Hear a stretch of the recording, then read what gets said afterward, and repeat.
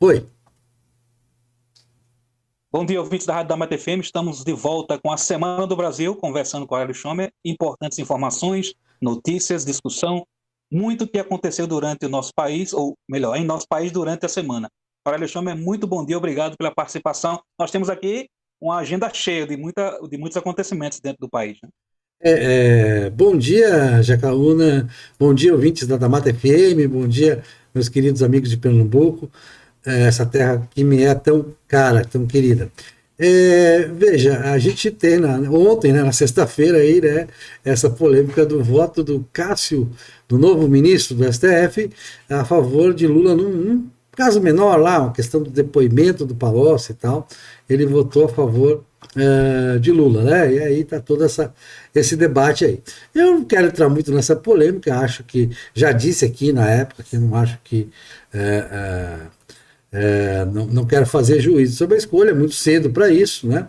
Ele tem toda uma trajetória de vida aí no STF nos próximos anos para mostrar que o nosso presidente fez uma boa escolha ou não fez uma boa escolha.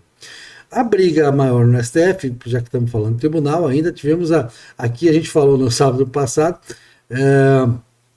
estava uma tendência a a aprovar a reeleição do Rodrigo Maia, a possibilidade de reeleição do Rodrigo Maia, uma interpretação, né? A lei estava escrito lá que. Mas o STF tem o lado técnico, tem o lado da Constituição, mas tem o lado político também, né? Se faz política na corte, como em qualquer atividade humana. Não dá para dizer assim, olha, não pode ter política aqui. Claro que pode, política tem em tudo quanto é lugar. A própria postura de dizer que não pode ter política no lugar é uma postura política. É uma formulação política. Então a gente tem política na vida da gente a todo momento, em todo lugar, em todas as coisas, né? Sob esse ponto de vista. Então é natural que exige esse confronto, e é um confronto lá que eles chamam entre os garantistas e os mais paladinos do combate à corrupção e tal, que estariam representados pelo Luiz Fux, pelo Barroso e tal, que inicialmente o Fux e o Barroso tinham, pelo que eles vinham dizendo, não vamos interferir nas decisões do judiciário. Mas aí se formou aquela corrente, esses aqui que votaram a favor da reeleição são os caras que não ligam para o combate à corrupção, que são inimigos da Lava Jato e coisa. Então, acho que não é bem assim. Eu acho que os grupos se formam no STF de formas um pouco variadas. Mas evidentemente que quando deu aquele começo de 5-0, assim, pode, né? 5-0 para o Alcolumbre, foi 4-1 porque o Cássio votou aquele voto meio que. Não, o Alcolumbre pode, o Maia não pode. Mas enfim, quando começou aquela onda, houve uma reação e aí os votos começaram a surgir naquele grupo dos 6 que acabaram sepultando a ideia, né? Acabaram sepultando a reeleição,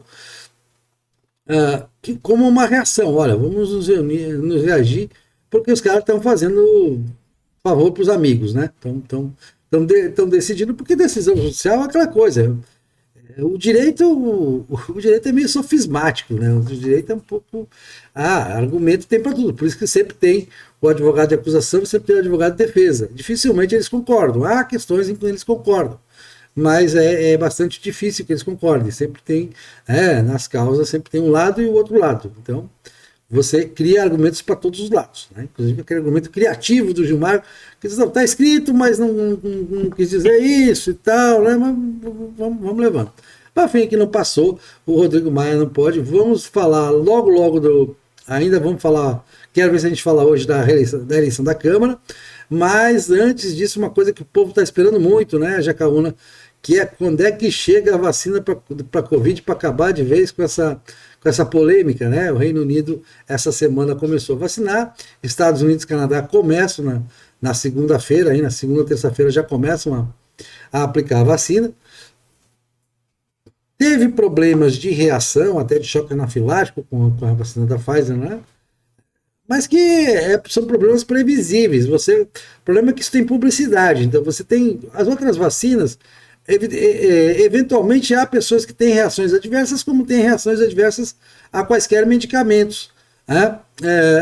Mas não tem isso, então não tem uma repercussão de mídia que vai ter a primeira vacina contra, que é da Pfizer, né? Que foi a primeira a ser aplicada, contra a Covid-19. A chamada Coronavac, que eu usei, eu citei vacina chinesa no Facebook, aí os caras já dizem que a vacina é paulista, aí é claro que houve colaboração e tudo mais, né? Com o Brasil também está colaborando com a vacina de Oxford, né? A inglesa. O Brasil tem cooperações na área de vacina, o Brasil tem até uma expertise na área de produção de vacinas antiga, de Manguinhos e tal, toda a preocupação do Brasil com vacinas. Né? Nós temos uma longa trajetória com vacinas. Mas a vacina é basicamente chinesa, ela é considerada pelo resto do mundo como chinesa, a tal da Coronavac, né? Porque ela está identificada com o nome do laboratório chinês que a produz. Então, há mais dúvidas, ela não está em estágio tão avançado quanto estão as vacinas da Pfizer e da Moderna. Então, há uma expectativa muito grande, mas por tudo que eu andei lendo, Jacaúna, não dá para dizer que a vacina vai ser totalmente segura, não vai ser totalmente segura, e quando é que ela chega, quando é que ela começa a ser aplicada. Tem um problema aí de comprar seringa também, então parece que não tem um estoque de seringas no Brasil. Claro, isso poderia ser importado emergencialmente, poderia se fazer um esforço concentrado aí para produzir essas seringas, mas os estados têm tido dificuldade para comprar a seringa. E há também uma briga em relação às vacinas. Aí eu queria uma vacina contra as polêmicas da vacina, que eu acho essas polêmicas. Sim, isso é boa. Porque, vou te contar, né? Fica naquela coisa de, eu vou comprar pelo Estado, vamos comprar pela União e tal. A gente espera que as pessoas deixem projetos políticos pessoais, deixem posições políticas um pouco de lado nessas questões e se entendam, né? Se entenda que o Brasil precisa do entendimento entre as 3 esferas de governo aí para que a população, a meu entender, que queira, né? Que deseje, porque você vai, a partir de um certo percentual que é vacinado, você praticamente imuniza o geral, porque o vírus para de circular. Mas muita gente vai querer, a maioria no Brasil, as pesquisas mostram que a maioria vai querer ser vacinada, então não tem problema nenhum. Vamos começar essa vacinação quanto antes, vamos torcer por isso, que a gente acompanhe aí o processo que está acontecendo nos Estados Unidos e na Europa, na América do Norte, na Europa, vamos dizer assim, para incluir Estados Unidos e Canadá, e então o pessoal está começando a vacinar. Isso é muito bom, vai ser bom para a economia global, vai ser bom para a gente retomar os nossos contatos, os voos, os turistas, tudo isso é importante, principalmente aqui para o Nordeste, que recebe muito turista europeu, né? Então, a gente retomada desses voos, retomada da normalidade, e o Brasil e o mundo terá avançado, né, com um vírus de baixa mortalidade. Claro que cada vida perdida é uma tragédia, não estou retirando isso, mas um vírus de baixa mortalidade e que permitiu o desenvolvimento de vacinas revolucionárias em pouco tempo. E com um novo sistema essa da Pfizer, por exemplo, um novo sistema de fazer vacina que pode ser usado para outros vírus e também ter respostas mais rápidas no futuro se nós tivermos novos surtos virais. Também tivemos uma diminuição da propagação da influenza como efeito colateral do chamado isolamento social. Isso é muito bom, porque quem sabe a gente tenha é um efeito benéfico do que aconteceu, que foi traumático, né? Está sendo ainda traumático para a humanidade em termos econômicos, em termos de uma série, né? E das pessoas, claro, que padecem desse mal. Independentemente disso, o mercado segue eufórico mais uma semana, já que a gente vai contar semanas aqui que a bolsa não para de subir, o dólar não para de cair, está entrando dinheiro no Brasil e o mercado está feliz da vida. Isso é consequência, eu já dizia lá atrás, que é consequência de que as pessoas que têm algum dinheiro para aplicar, que poupam, né, não têm onde colocar o dinheiro, porque a poupança está com rendimento negativo, qualquer aplicação que você faça em banco está com rendimento negativo, com a Selic está 2%, e a inflação anualizada aí, ela vem subindo um pouquinho. Nós tivemos 0,83 de IPCA, da inflação oficial, né? Inflação consumidor em novembro, É um número relativamente alto para o que vem havendo, mas não é nada alarmante, a gente não há nenhum sinal de descontrole da inflação no horizonte, mas um pouquinho a mais da inflação do que a inflação que chegou no analisado aí na crise a bater lá perto dos 2%, faz bem a economia, ajuda na retomada, que é uma retomada que virá. Isso não há, existe um consenso hoje.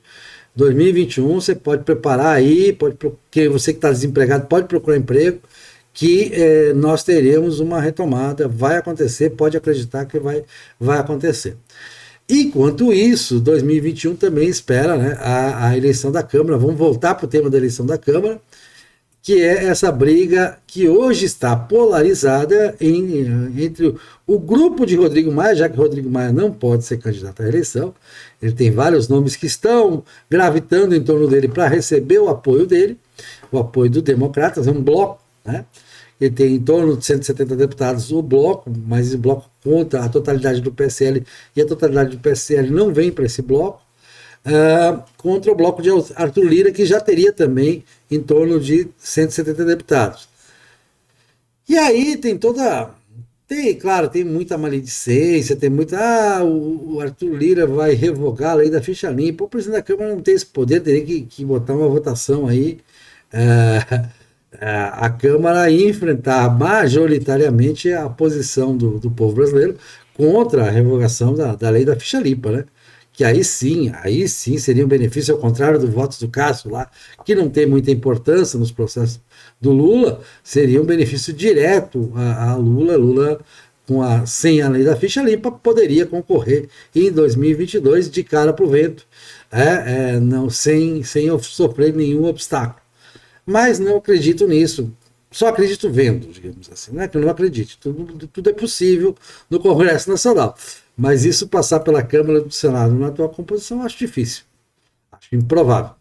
O que está em jogo na eleição para a Câmara? Tá, que tem até candidatos alternativos e tal, Marcos Pereira, que é do Republicanos, que pode vir a compor com Arthur Lira, está mais próximo.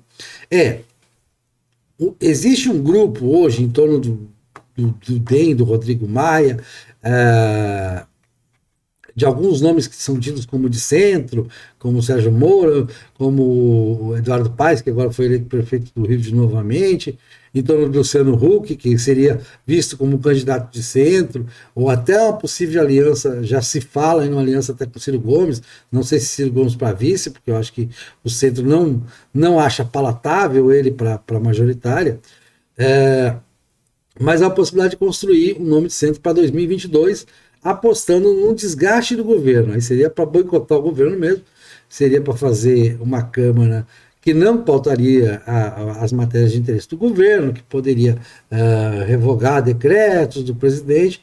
Então, quer dizer, seria uma Câmara para enfraquecer a alternativa de reeleição do presidente Bolsonaro. Enquanto que a de Arthur Lira, o grupo de Arthur Lira aposta. Não gosto de falar em Centrão, já disse aqui que Centrão não existe, está se provando que Centrão não existe, porque se o Centrão existisse, o Centrão, os dois grupos eram considerados Centrão até uns dias atrás, então não faz muito sentido essa coisa de Centrão. Nesse caso, pelo menos, não faz sentido. Então, o grupo de Arthur Lira pautaria as matérias de interesse do governo e enxerga essa retomada, porque essa retomada todos os agentes econômicos estão enxergando para 2021 e uma retomada que deve ser mantida em 2022. Tudo bem, a gente tem problemas, mas o país, até por uma questão cíclica, né, porque a gente vem de uma recessão, a tendência é uma retomada na economia, e aí o que fortaleceria o presidente, já passado essa história de Covid e tudo mais, lá para 2022, ainda na presidência, porque quem for eleito em 1º de fevereiro fica até o final do mandato, fica até um pouquinho além, né, do final do mandato do presidente Bolsonaro, do atual mandato do presidente Bolsonaro. Então vai ter muita influência. No Senado também a questão está bastante indefinida, o MDB quer porque tem a maior bancada, enfim, o DEM também quer, porque o Alcolumbre gostaria de colocar um correligionário lá, já que ele não pode ser candidato, mas ele está bem situado, ele tem se aproximado do presidente Bolsonaro, se fala até no ministério para o Davi Alcolumbre, na saída da presidência do Senado. Então, no Senado a situação é bastante indefinida. A gente vai falar mais ao longo das semanas que virão aí. Mas o Senado é assim mesmo. O Senado já teve anos, eu lembro de eleição do Senado, de 2 anos, mas já teve eleição do Senado que você fica descobrindo quem são realmente os candidatos. A formação dos blocos se dá no dia anterior da eleição, no próprio dia da eleição. A gente viu na própria eleição do Davi Alcolumbre, não. Davi Alcolumbre não era considerado favorito até 2 dias antes da eleição do Senado último.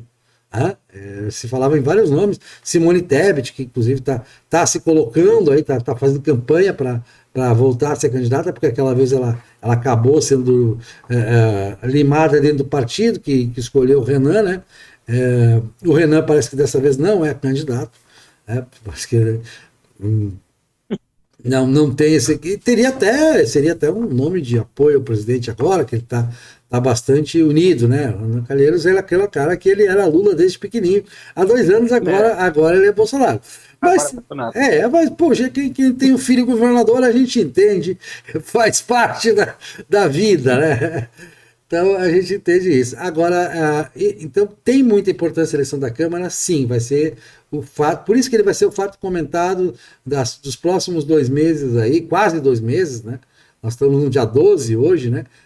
Dia 1º de fevereiro, aí, são 50 dias, basicamente, até a eleição da Câmara. Até por falta de outro assunto, não vamos ter outro assunto na política, não temos grandes votações, a Câmara não vai funcionar, o Congresso já está nesse recesso branco aí, vai votar talvez o orçamento, porque tem que votar o orçamento para poder entrar em recesso, mas fora isso não se espera grandes emoções do Congresso Nacional, a não ser essa disputa em torno da presidência da Câmara. Bom, para tocar o programa, se fazer uma coisa diferente aí, nós temos Gitanjali Rao, a criança do Rano, a americana descendente de indianos que mora no Colorado, lá no oeste americano. Né? A Gitanjali ganhou esse prêmio de a criança do ano da revista Time aos 15 anos, porque ela é uma menina prodígio. Ela é uma gênia, né, que sempre se interessou por ciências exatas, que é uma coisa que as pessoas geralmente não se interessam. E ela também se interessa por ciências humanas, mas é mais nas exatas e tal, aquela coisa dos nanotubos, enfim, inteligência artificial, tudo isso. Né? Ela até combate o cyberbullying, né? Ela está criando um programa para combater o cyberbullying. Eu não vou nem opinar sobre cyberbullying, para mim esse negócio de prevenir cyberbullying tem o maior jeito de censura, mas também respeito as pessoas, né? As pessoas têm lá seus negócios, eu acho que dos males o menor, né? Principalmente dos males o menor, se a gente comparar com quem era a criança da vez há pouco tempo atrás, antes da pandemia, que era a Greta Thunberg, a sueca, né? Que era a mulher ressentida de tudo, que era contra o uso de combustíveis fósseis e não sei o que mais. Ora, gente, eu sempre digo que o mercado, os desenvolvimentos científicos do mercado e tudo mais, da tecnologia principalmente, e eu gosto da Gitanjali porque ela é focada em tecnologia, ela quer mudar o mundo. Mudar o mundo é um negócio meio idealista e tal, mas pelo menos ela está focada em tecnologias. Eu quero tecnologia para melhorar o acesso à água potável, eu quero tecnologia para, enfim, para detectar o vício em opioides. Tudo isso são coisas que realmente vão colaborar, né, para o nosso arsenal tecnológico da humanidade, que tem crescido continuamente desde o primeiro homem, da primeira mulher. A gente tem sempre crescido, o conhecimento é cumulativo, e a partir da escrita ele se torna cumulativo mesmo, né, porque a gente registra uma determinada invenção e aquele registro fica lá. E aí, em cima disso, você pode criar coisas novas. Então, claro que quando se fala em tecnologia, em ciência voltada a novas descobertas, está falando de coisas boas. A Greta Thunberg era só gritaria. Só grita, continua, né? Ela continua militando lá. É só dizer, não pode ter emissão zero, não sei o quê. Não é emissão zero, a gente viu o que aconteceu no caso do carvão. O carvão mineral, ele teve uma redução muito grande de consumo no mundo nos últimos 10 anos, sem que isso fosse, reuniram todos os sábios do planeta e decidiram que iam mudar o mundo, que não ia mais queimar carvão. Não é isso, gente. É que as outras formas de energia, incluindo energia nuclear, que é uma energia absolutamente limpa. As pessoas não, energia nuclear está perigosa. É perigosa, ela teve 2 acidentes até hoje e com relativamente poucas vítimas, se você considerar as outras formas de energia, de geração de energia. E é cada vez mais segura, esses acidentes não tem como se repetir, e é uma energia absolutamente limpa, porque ela não gera gases, né? Ela simplesmente, pela fissão nuclear, o resíduo dessa fissão nuclear, que é muito pequeno, aquela pastilha de urânio é um negócio pequeníssimo, né? E gera energia para milhões de casas. Esse resíduo é guardado em tonéis de chumbo, jamais entra em contato com a natureza, não há nenhuma emissão de gases. Aquela fumaça que sai das usinas nucleares é simplesmente vapor de água, o mais limpo vapor de água. Não tem, é limpíssimo aquele vapor de água, não tem problema nenhum nele, não há nenhuma poluição aí. Isso vai barateando e vai tornando o carvão mais caro, porque o carvão exige aquela operação em Minas e coisa e tal. E aí a gente vai reduzindo a emissão de carvão, porque o carvão é o mais poluente, né, o pior emissor, né, dos chamados combustíveis fósseis. Há divergências e tal, se eles são fósseis mesmo, mas o carvão é muito interessante. O carvão é o mais, quer dizer, é o mais poluente deles. Então, as soluções elas aparecem naturalmente, Jacaú, né? Deixar que o mercado resolva, claro, um pouquinho de regulamentação, de incentivo aqui e lá, é normal, natural, mas não precisamos seguir a receita de Greta para tudo, desce para o planeta que eu quero descer. Não precisamos disso. A humanidade vem muito bem em termos de crescimento econômico, de soluções. O mundo vem melhorando, vem mudando. Não há incompatibilidade, sempre digo isso nos programas que eu faço, nas redes sociais, não há incompatibilidade entre conservadorismo e mudar o mundo, porque conservar é justamente para você conservar o que já tem de acumulado, o conhecimento acumulado, a tecnologia acumulada, a ciência acumulada, e você, claro, ir buscando coisas melhores, aperfeiçoando, com prudência, com tranquilidade, porque a gente tem visto isso. E, infelizmente, agora para relacionar, que a gente está na Semana do Brasil, né? Para relacionar com o Brasil termina, segundo um estudo da Credit Suisse, deve terminar essa década como uma década de menor crescimento na história do Brasil desde 1900, né? 1901. É a década de menor crescimento. Realmente é uma tragédia os últimos anos do Brasil. Claro, tudo com aquela super recessão dos anos 2015 e 2016, né, que foram os anos finais do governo Dilma, e depois com uma retomada que tipo assim, o governo Temer fez muita coisa certa, mas a economia não reagiu porque os fatores, é como eu sempre digo, produtividade. O Brasil ficou para trás na competitividade, ficou para trás na produtividade, porque nós não fizemos as reformas, nós não fizemos as lições de casa, nós tivemos um Estado cada vez mais inchado e menos presente nas coisas que deveria estar, como infraestrutura e tudo mais, inchado para pagar a pessoas, para uma previdência que ficou inchada, para o serviço público que foi inchado, e tudo isso não se reverteu em ganhos de produtividade que poderiam acontecer, né? Se a gente tivesse investido mais, não digo investir em educação, porque a educação se gasta muito dinheiro, mas se gasta mal, né? O problema do que tipo de educação nós estamos fornecendo, tanto no ensino fundamental, no ensino básico, quanto no ensino superior. Então, sempre questionável, né, o que está acontecendo aí em termos de investimento em educação.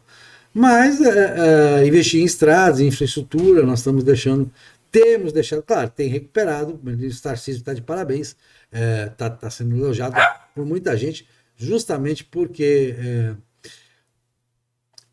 tem feito um bom trabalho, a gente vê as obras em estradas andando, né, felizmente, mais do que na hora de recuperar, mas o Estado tem poucos recursos para isso, deveria ter mais recursos. Mas, fechando então a Gitanjali Ralph, fica meus parabéns para ela, né, que ela claro que a idade com o passar do tempo, já que ela é uma pessoa tão inteligente, ela deixa de lado um pouco esse idealismo de querer mudar o mundo, mas que venha com essas descobertas, que incentive mais crianças no mundo a pesquisar ciências, ciências exatas, a buscar soluções científicas e técnicas para os problemas, né? É assim que a gente tem que andar, a gente segue os passos dos nossos antepassados, que sempre buscaram o avanço científico com as nossas primeiras universidades, que é uma coisa que pouca gente sabe, né? Já quando foram fundadas pela Igreja Católica, né? Isso. Foram, as primeiras universidades, e com todo o desenvolvimento, né, que a gente teve da técnica da ciência ao longo da trajetória humana. Nossos antepassados contribuíram para que hoje a gente pudesse desfrutar das coisas que a gente desfruta, como eu estou falando aqui de Salvador, agora ao vivo aqui, né, para o pessoal de Pernambuco aqui, né? Beleza. Então é Muito bom. isso. Seus contatos, Aurélio, para ninguém perder nenhum vídeo seu. Exatamente, vem vídeo muito bom por aí. Tá chegando aí um dos melhores romances que eu escrevi, que é Memórias de um Golpista, escrito em 2007. É um romance imperdível, né? O narrador é um canalha de almanac, é uma coisa, bastante humor, é muito bem humorado. Memórias de um Golpista tá chegando aí no meu canal no YouTube. E como nos outros endereços, sempre meu nome para me achar é Aurélio, Aurelio Schomer, Scho2Mr, né? Assim, quero a audiência de todos aí. Muito bem. Aurélio, muito obrigado. Semana que vem tem mais A Semana do Brasil. Valeu, grande abraço.